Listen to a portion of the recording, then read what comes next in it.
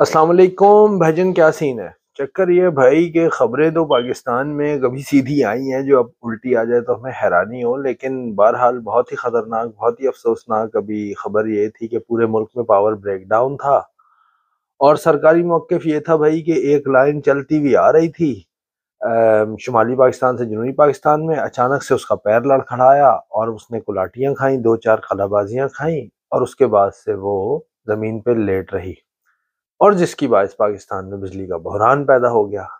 اب یہ کہانی کتنی سچی اور کتنی جھوٹی، اس پر زیادہ بحث مباحثہ کیے بغیر ہم آپ کو یہ بتاتے ہیں کہ دنیا کے بیشتر ممالک، اور بعض ایسے ہیں جو بنیادی طور پہ تیسری دنیا کے ممالک ہیں، مثال کے طور پہ یوروگوئے یا کوسٹا ریکا، یہ ممالک اپنی جو نیٹ انرجی پروڈکشن ہے اس کو 80 90 پر رینیویبل انرجی سورسز پر لے آئے۔ یعنی کوسٹا ریکا کی تو صورتحال بھائی جان یہ ہے کہ 98% انرجی جو ہے وہ رینیویبل سورسز سے وہ حاصل کرتے ہیں۔ رینیویبل سورسز کیا ہیں جی؟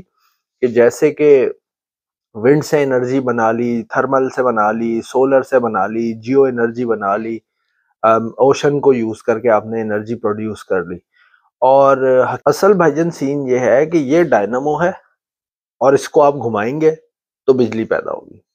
دس از دا ہول سول کیس۔ اس ڈائنامو کو آپ ایک خاص اسپیڈ کے اوپر کسی بھی طریقے سے گھما لیں، چاہے وہ ہوا کے ساتھ ہو، چاہے وہ لہروں کے ساتھ ہو، چاہے اس کو آپ گرمی سے کوئی ایسا میکینزم بنائیں کہ جی تیل گرم ہو اور پھر جو ہے وہ پنکھا گھومے اور اس پنکھے سے جو ہے وہ بجلی پروڈیوس ہو۔ یہ ساری چیزیں پاسبل ہیں اور یہ دنیا میں لوگ کر رہے ہیں، لیکن آپ دیکھ لیں پاکستان کی جو پچھلی 10 15 سال سے 20 سال سے آنے والی جتنی بھی حکومتیں ہیں، ان میں سے کسی ایک کا بھی جو فوکس ہے وہ آپ کی رینیویبل انرجی سورسز کے اوپر نہیں رہا۔ کیوں نہیں رہا؟ آپ نے کبھی سوچا ہے؟ شاید میں یہ سمجھتا ہوں اس کی وجہ یہ ہے کہ ہمارا جو حکمران طبقہ، جو ایلیٹ طبقہ ہے، وہ جو محکمہ ہے، جو ساروں کا کا ابو ہے، وہ یہ چاہتا ہی نہیں ہے کہ عوام کے پاس ریلیف آئے۔ اس کی وجہ یہ ہے کہ اگر عوام کے پاس ریلیف آئے گا، عوام سکون کا سانس لینے لگ جائیں گے، فکر معاش سے آزاد ہو جائیں گے۔ فکر معاش سے اس معنی میں آزاد ہو جائیں گے کہ انہیں نسبتاً آسانیاں ہوں گی اپنی زندگی میں، تو وہ پھر یہ سوچنا شروع کریں گے، سوال کرنا شروع کریں گے کہ اس ملک کو چلا کون رہا ہے، اس ملک کے اندر کیا ہو رہا ہے، کیوں ہو رہا ہے اور کیسے ہو رہا ہے، کیسے ڈیفنس کا 70% بجٹ لے جانے والے لوگ بھی جو ہیں وہ مسلسل ہر سال 2 سال کے بعد جو ہے وہ 1 2 ارب ڈالر کی سبسڈیز مانگنا شروع کر دیتے ہیں۔ کیا وجہ ہے کہ پاکستان جو اس وقت کسی ایکٹیو وار کے اندر نہیں ہے، وہ ڈیفنس پہ دنیا میں سب سے زیادہ خرچ کرنے والے ممالک میں سے ہے؟ مطلب کوئی بات ہے یار، یہ کوئی عقل کی بات ہے؟ کبھی آپ نے سوچا ہے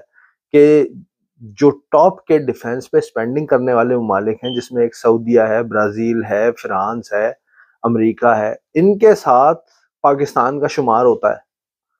یار یہ پیسہ ہمارے بچوں پہ کیوں نہیں خرچ ہوتا بھائی؟ ہماری تعلیم پہ کیوں نہیں خرچ ہوتا؟ ہماری 15 لاکھ کی فوج ہے، 15 لاکھ میں سے آپ 2 4 لاکھ کو ڈسبینڈ کر کے جو ہے وہ ملٹری سے نکال کر ان کو اندر جو شہری دفاع کی ڈیوٹیاں اس پہ کیوں نہیں ڈالتے؟ الٹا جو ہے وہ رینجرز کو جب سندھ میں بلایا جاتا ہے یا بلوچستان میں بلایا جاتا ہے تو وہ اس کے پیسے چارج کرتے ہیں۔ مطلب یار یہ کیا بندہ پوچھے تو بھائی تمہیں یہ جو سرکاری تنخواہ مل رہی ہے پھر یہ کس بات کی مل رہی ہے؟ اچھا وہ پیسے جو تنخواہیں چارج، یعنی پیسہ جو شہر میں امن قائم کرنے کا چارج کرتے ہیں وہ تو الگ ہے، پھر اس کے علاوہ وہ جو ٹھیکے چلا رہے ہوتے ہیں، ہائیڈرنٹ پہ آپ جائیں تو سامنے جو ہے وہ رینجرز کا حوالدار بیٹھا ہوا ہوگا اور اس کو سالے کو بات کرنے کی تمیز نہیں ہوتی۔ یعنی میرے اپنے ساتھ جو ہے وہ ایسا ایکسپیرینس ہوا ہے بدتمیزی کا، تو میں آپ سے بتا رہا ہوں، اور یہ بات آپ کسی سے کراچی میں پوچھ لیں وہ آپ کو بتا دے۔ یار کسی سے کیا پوچھنا ہے، آپ ایک ہائیڈرنٹ میں چلے جائیں، آپ کو پتہ لگ جائے گا، آپ کو پتہ لگ جائے گا کہ سمندری ریت بیچنے کا پاکستان میں بزنس کون کر رہا ہے۔ یہ جو باریک والی ریت ہوتی ہے سمندری، یہ کنسٹرکشن میں استعمال ہوتی ہے۔ ویسے بجلی کا کوئی چیز چھوڑی ہے انہوں نے؟ مطلب کمال ہے یار، کوئی اس کے اوپر نہ بات کرتا ہے، نہ پوچھتا ہے، نہ سنتا ہے۔ تو بات یہ ہے کہ بھائی نیدرلینڈز کے بارے میں ابھی پڑھ رہا تھا، نیدرلینڈ کا نیٹ گول یہ ہے کہ 2030 تک انہوں نے 100% پر اپنی رینیویبل انرجی پروڈکشن کو لے کے چلے جانا ہے۔ اس وقت وہ 75 80 پر پروڈیوس کر رہے ہیں۔ ٹھیک ہے، نیدرلینڈ چھوٹا ملک ہے اور آبادی بھی اتنی زیادہ نہیں ہے، وسائل ظاہر سی بات ہے زیادہ ہے۔ اچھا اس کے اندر آبادی کا بھی ایک بہت بڑا پارٹ ہے کہ لوگ جو ہے نا وہ ان کو یہ سینس ہے بھائی کہ مطلب شادی ہو گئی ہے ہماری تو اب اس کا مطلب یہ نہیں ہے کہ وہ ہے نا کہ چلو خیر اب ہر بات میں کیا بندہ لطیفہ سنائے. تو بھائی تھوڑا سا کنٹرول کر کے اور سارا کچھ بندے کو دیکھنا چاہیے آگے لائف میں کیا کرنا ہے کیسے کرنا ہے. تو نیدرلینڈس کی خاص بات یہ ہے کہ ان کی آبادی ضرور کم ہے لیکن وہاں پر جو ایوریج سن لائٹ ٹائم ہوتا ہے نا وہ ہوتا ہے تقریباً 8 یا 9 گھنٹے ہوتی ہے, یعنی ایوریج سن لائٹ جو ایک دن میں وہاں پڑتی ہے. اس کے باوجود وہ جو 75% رینیویبل انرجی ہے اس میں سے 20 یا 25% جو ہے وہ سولر سے پورا کر لیتے ہیں. پاکستان میں بھائی ایوریج جو سن لائٹ ہے نا وہ 15 گھنٹے ہے ایک دن کا.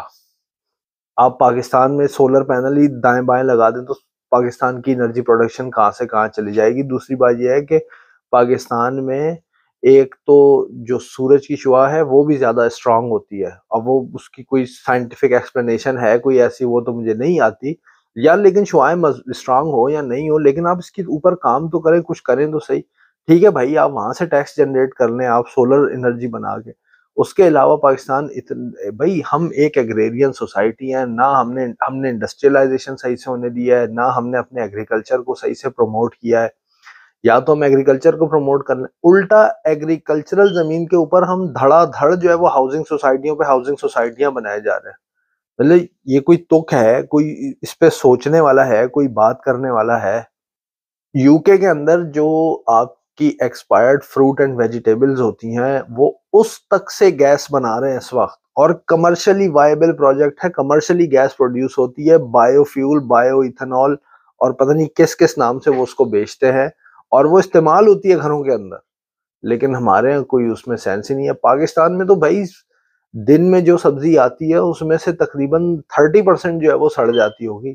لوگ فضلے سے جو ہے وہ انرجی پروڈیوس کر رہے ہیں. فضلہ جو ہوتا ہے یہ جو سمجھ رہے ہو نا تسی, یہ فضلہ تو اب میں کیا بتاؤں, لیکن اس تک سے انرجی پروڈیوس ہوتی ہے کیونکہ وہ میتھین ایمٹ کرتا ہے, لیکن اس کے باوجود ہم اس میتھین کو نہیں کیپچر کر رہے. اور یہ کوئی بہت بڑا سائنٹیفک پروسیس نہیں ہے جس کے لیے وہ یہ جو آسٹریا اور سوئٹزرلینڈ لگزمبرگ وغیرہ میں جو پلانٹ بنا ہوا ہے سرن, اس طریقے کا کوئی پلانٹ نہیں بنانا پڑتا. اب انتہائی بیسک سائنٹیفک پروسیس ہے یہ جس کے ذریعے سے آپ اس کو بڑے ہی آرام سے گیسز میں سے نکال سکتے ہیں. اور جو باقی مادہ بچتا ہے جسے ہم فاسد سمجھتے ہیں وہ بہترین کھاد ہوتی ہے. یعنی وہ جو عام کھاد آپ کو دکان سے اور ادھر ادھر سے ملتی ہے کہیں سے, یہ کھاد اس سے بھی بہتر ہوتی ہے کہ اس کے اندر نائٹروجن کی مقدار اور بھی زیادہ ہوتی ہے. لیکن ہمارے یہاں کوئی حکمران, کوئی پارٹی, کوئی جماعت ایسی ہے جو اس کے اوپر سوچے. عمران خان صاحب آئے تھے شور مچاتے ہوئے billion tree billion tree billion tree کرتے ہوئے. بندہ پوچھے بلین ٹری کا ہوا کیا؟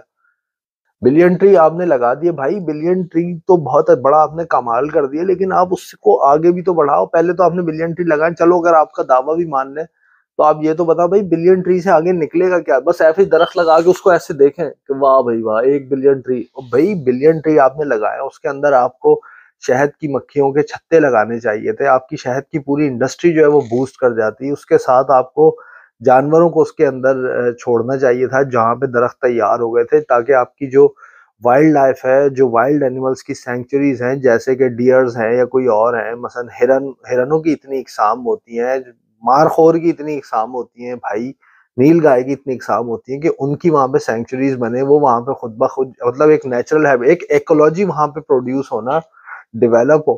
آپ سیدھے سیدھے بس درخت لگا کے اور بس کہا بھائی واہ کمال ہو گیا بہت بڑا.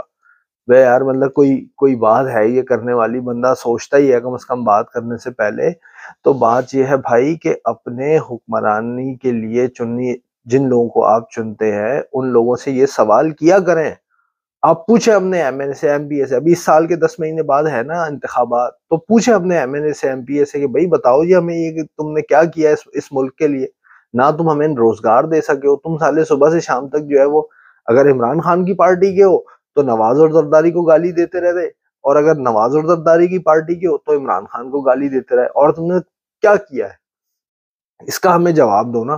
تو اپنے لوگوں سے جب تک آپ پوچھیں گے نہیں, جب تک جانیں گے نہیں, جب تک جو ہے وہ ملک کے حالات نہیں بدلیں گے. میں آپ کو ابھی بھی یہ کہتا ہوں, پہلے بھی ویڈیوز میں کہا ہے کہ پاکستان کے حالات خراب ضرور ہیں لیکن اتنے خراب نہیں ہیں جتنے آپ کو بنا کر دکھا کر پیش کیے جاتے ہیں. پاکستان کی مشکلات اتنی بڑی نہیں ہے کہ ان کا کوئی حل نہیں نکل سکتا. پاکستان کی تمام تر برائیوں کے باوجود، تمام تر مشکلات کے باوجود پاکستان میں ابھی بھی اتنا پوٹینشل ہے، یقینی طور پہ موجود ہے کہ آپ بڑے آرام سے اس ملک کی فارچیون کو ٹرن اراؤنڈ کر سکتے ہیں.